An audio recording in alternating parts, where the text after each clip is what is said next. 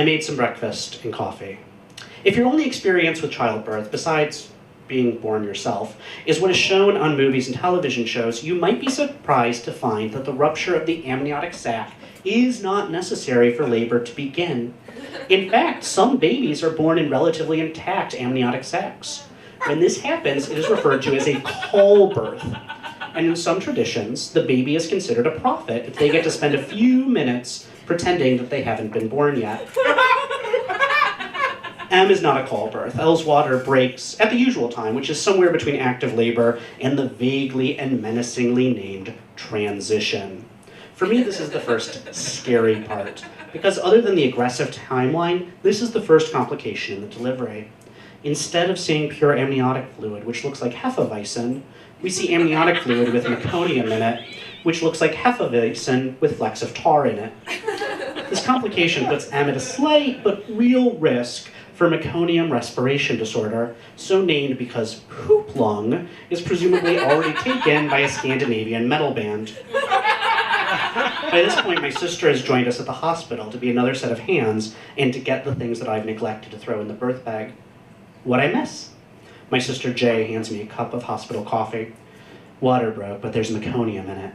I sip the coffee, which manages to taste like airplane coffee, even without the deadening of the senses afforded by a pressurized can. What's that? Baby poop. He pooped his sack. How did he do that? He hasn't even eaten anything yet. He ate his fur. He had a downy coat of fur that he shed about a month and a half ago, and he ate it. That's meconium. It's sterile. My sister looks wistful. I wish they were born with the fur. Yeah, me too. It seems like a real missed opportunity. Help or get out. This is the catchphrase of our new midwife, who took over midway through the delivery.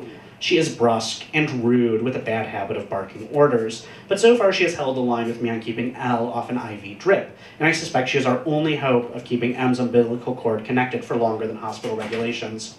What can I do? My sister and I ask in unison. There is much pointing to compensate for the fact that the midwife seems to know none of our names. You, me. Walk Mama over to the bed. You, my sister. Run fresh water in the tub and get some ice chips. L is now officially in transition. What this means is that her cervix, much like Optimus Prime, is transforming itself into its final and most useful form. Unlike Optimus Prime, this causes intense contractions that come so close together it feels like one long contraction. This stage is called transition, because calling it the worst pain in your life smacks of the unprofessional. I help Elle to the bed and nervously move closer to the midwife. So is this meconium gonna mess with our birth plan? We really wanted the umbilical cord connected and skin-to-skin contact for at least 5 minutes. It depends. The midwife snaps her attention back to Elle and her breathing. On what does it depend? This is really important to us. If the team has to flush out his nose and mouth, can they do it with the cord attached? I understand what they need to do and why, but I don't see why it has to change our plans. No, they will not leave the cord connected if they have to take him. That will not happen. The midwife studies Elle's cervix. It's push time. Everybody but Mom and Dad need to clear out. Look out my window, and what do I see? A crack in the sky and a hand reaching down to me. Labor has stages the same way that the Earth has geologic epochs visible in the fossil record, or cities have neighborhoods. When you are firmly and deeply in the center of a rich vein of Chesapeake-Tecton scallops, you know what epoch you are dealing with.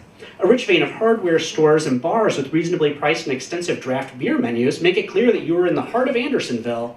But in labor, the fossil record, and in neighborhoods, things get fuzzy around the edges. Transition is the period between active labor and pushing, but many women have the urge to push during transition, and some women don't have any urge to push during pushing, and yet humans are somehow successfully born every day. Elle isn't sure she should be pushing yet. Midwife is absolutely sure Elle should be pushing. I am staying out of it.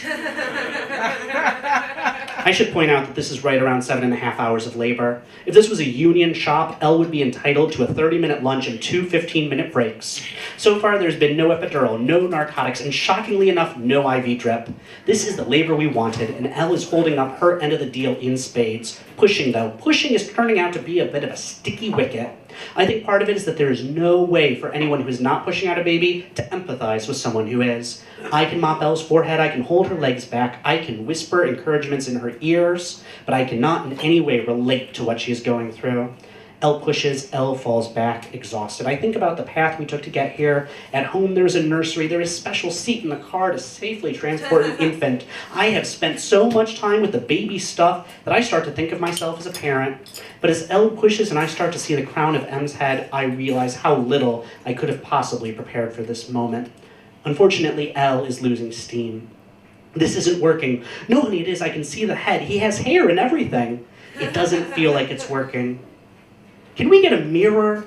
And that is how Elle got the last bit of energy to push out a baby with no interventions. When she sees M's head, it becomes real to her that this is the hour we will meet our son, and so she pushes.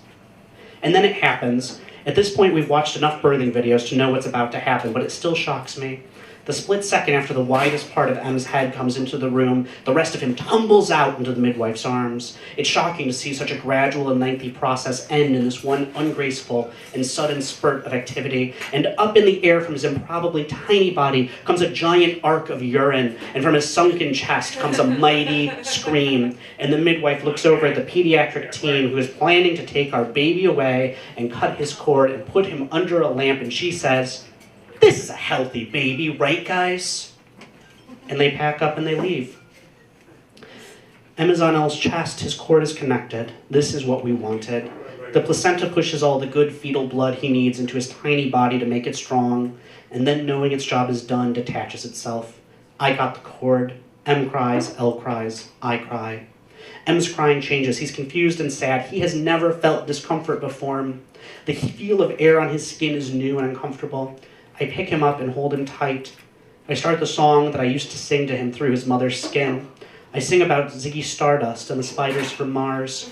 I rhetorically ask if we should crush his sweet hands. I reassure him that Ziggy plays guitar. He cuddles in closer and closes his eyes. I suddenly realize that none of us has eaten in 8 hours. Thank you.